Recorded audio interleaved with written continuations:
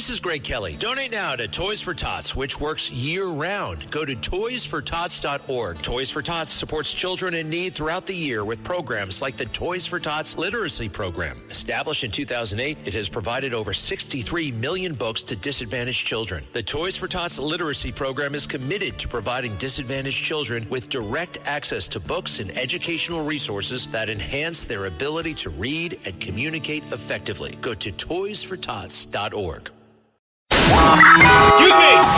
Taxi! Come on, what are you doing? This is the 77 WABC minicast.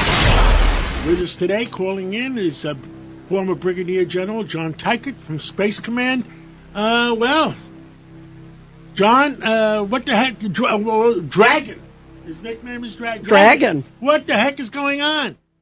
John and Rita, thanks for having me, and I'll tell you what's going on. The clock is ticking, and we have 2.5 hours till a deadline, and I really hope that the Iranian regime realize that the president is serious, his threats are credible, and if they don't start acting in good faith, then they will see the wrath of the American military in about 2.5 hours.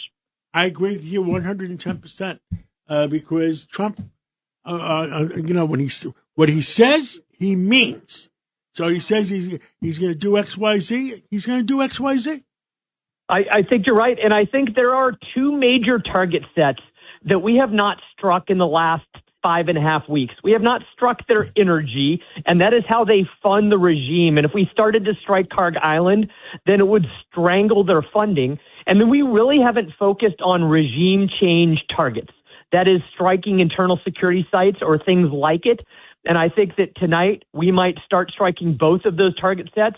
And those are the biggest nightmare of the regime because they need their funding and they need their internal security. And if we start taking it out, then they'll be left naked. My friend Michael says to me, I won't mention his last name, watch Kwang Island. I think that is a linchpin. 90% of the oil exports for Iran come through Karg. And if we wanted to cut off the regime's ability to fund itself, that is where we would start. And I think just last night, you started to see us striking some of the military sites on Karg. We had done that a couple weeks ago. I call that preparation of the battlefield. That means that we are doing what we need to do now in the military realm so that we can do what we need to do subsequently. And I think that means strikes on the energy infrastructure on that island.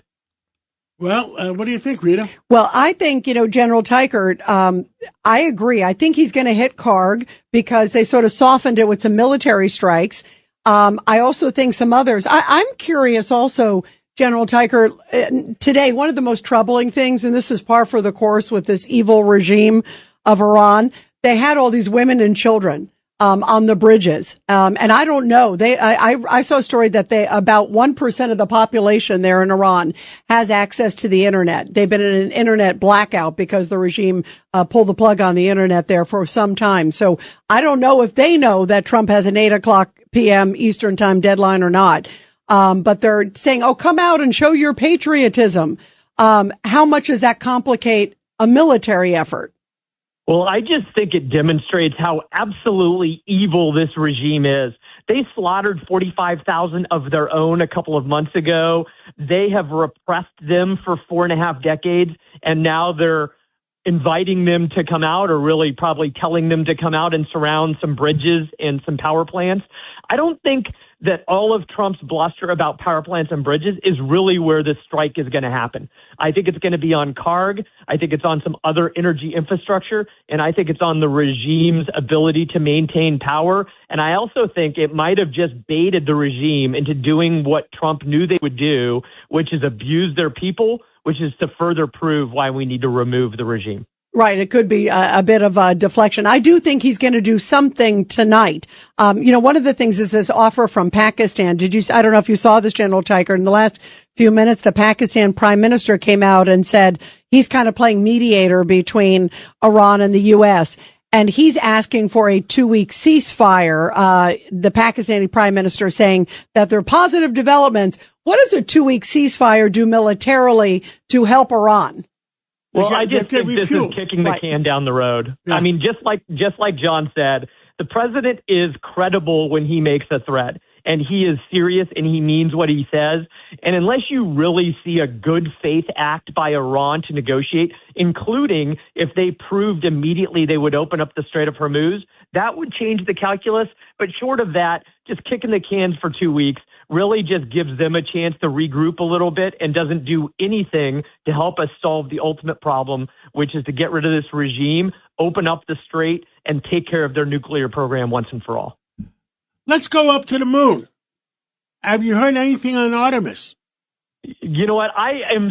My heart is bursting with pride of what we have just been seeing and just been doing. In fact, just next to me is a stamp collection I have that has a whole sheet of Apollo 8 and the Earthrise over the surface of the moon on Christmas Eve Day, way back in 1968. And just to see some of those pictures again of the Earth rising over the surface of the moon should make all of humanity proud, and it certainly does me, and certainly should every American as well. Now, the back end of the moon, the astronaut said it looks a little bit different than the front end? I have heard that, and, I think they got better pictures because of the quality of the cameras we have now. Even way back in the day when those Apollo 8 astronauts went around the moon, or when Michael Collins on Apollo 11 circled the moon while his comrades Buzz Aldrin and Neil Armstrong went down to the surface of the moon, that we could see it, but not with the high quality view that we now have. I don't know if things have changed. There's been some more impacts of meteors, but I just think the high quality nature of the pictures we are seeing of the Earth rise and of the moon on all sides, it is just stunning. And like I said, my heart is filled.